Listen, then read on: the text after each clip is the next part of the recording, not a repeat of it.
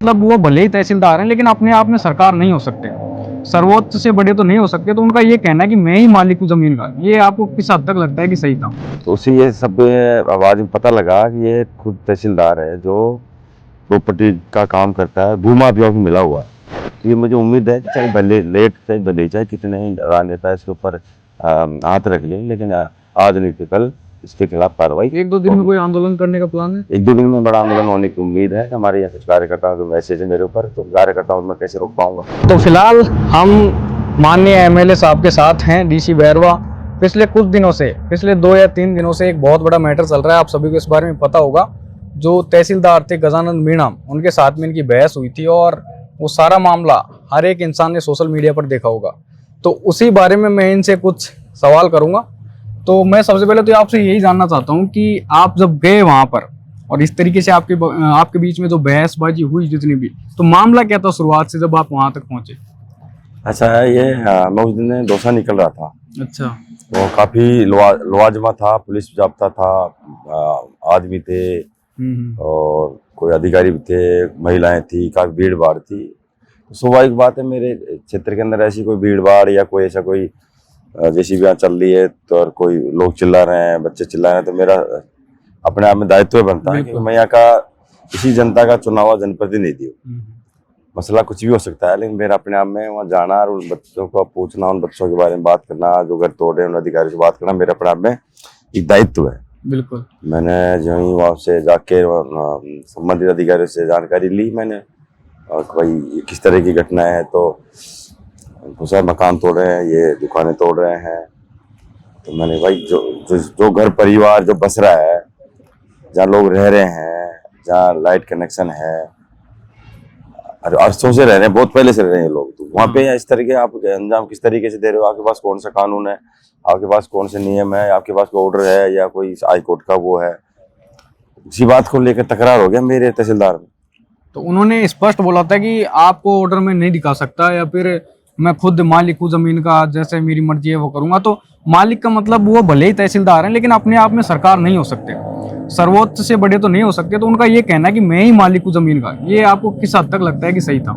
देखो, उसका बर्ताव ठीक नहीं है। उसका बर्ताव के बारे में पहले भी मेरे को जब से लगा, उसके बाद में कई शिकायतें सी मेरी आती रहती है, लेकिन ज़्यादा ध्यान नहीं दिया गया, क्योंकि मैं भी ज़्यादा करके राज नहीं, कई बातें होती है। लेकिन जिस दिन उस दिन मैं खुद मौजूद था, मेरे साथ जिसने वो बर्ताव किया, उससे ये साबित होता है कि उसकी मानसिकता ठीक नहीं है।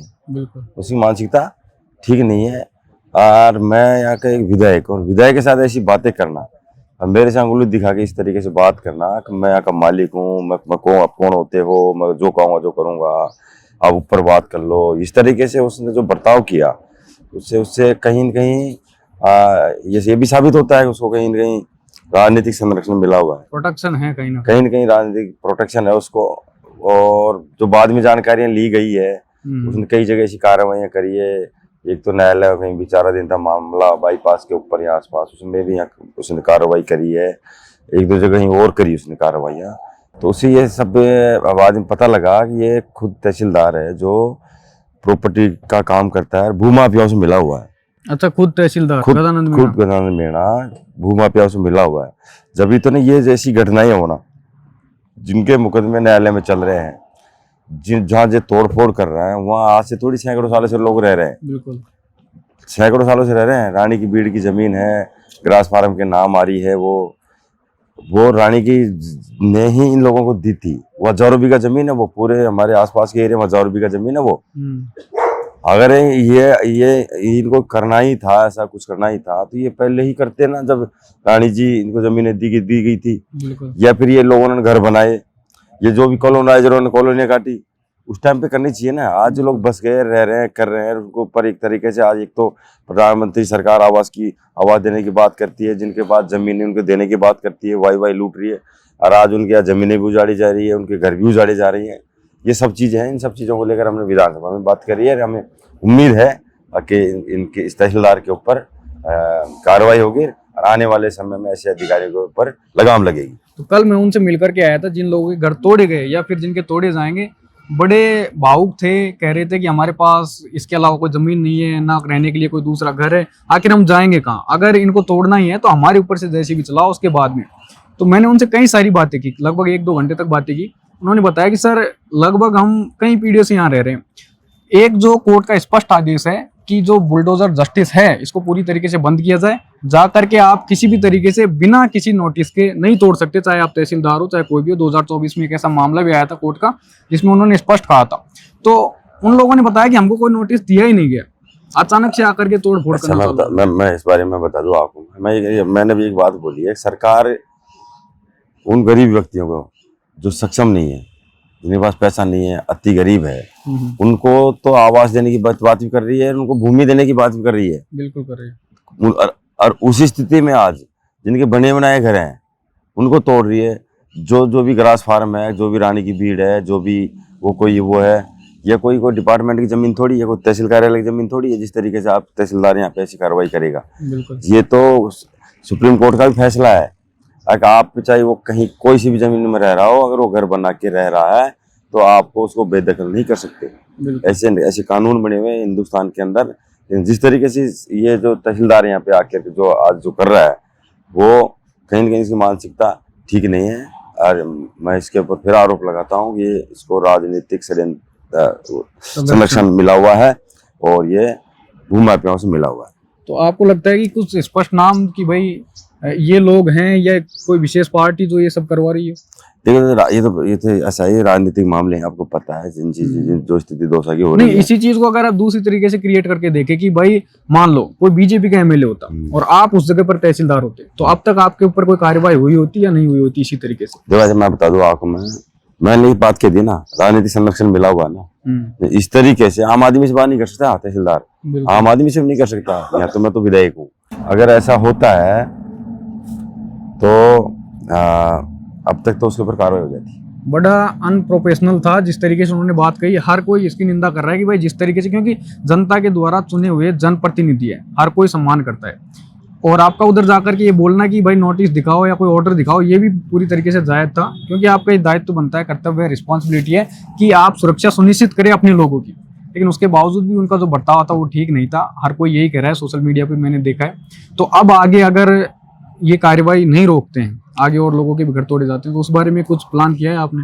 प्लान कुछ नहीं है। देखा, जनता में बहुत बड़ा आक्रोश है। ये जनता शायद से गिरी 1-2 दिन में कोई बड़ा आंदोलन करने के मूड में है, और ये बिल्कुल सही बात है भी, ये होना भी चाहिए। आज जनप्रतिनिधि, आज मैं हूँ, कल मेरी जगह और बनेगा, कोई प्रधान बनेगा, कोई सरपंच बनेगा, कोई प्रमुख बनेगा, कोई एमएलए बनेगा। इस तरीके से अगर ये जो जनता के नौकर हैं, जो जनता के जो लिए काम करने के लिए इनको सरकार ने लगाया, वो लोग जो जनतंत्र में जो जनप्रतिनिधि जो है उनके खिलाफ ऐसे कर बयानबाजी करेंगे, ऐसे बर्ताव करेंगे, तो स्वाभाविक बात है जन आंदोलन होने चाहिए।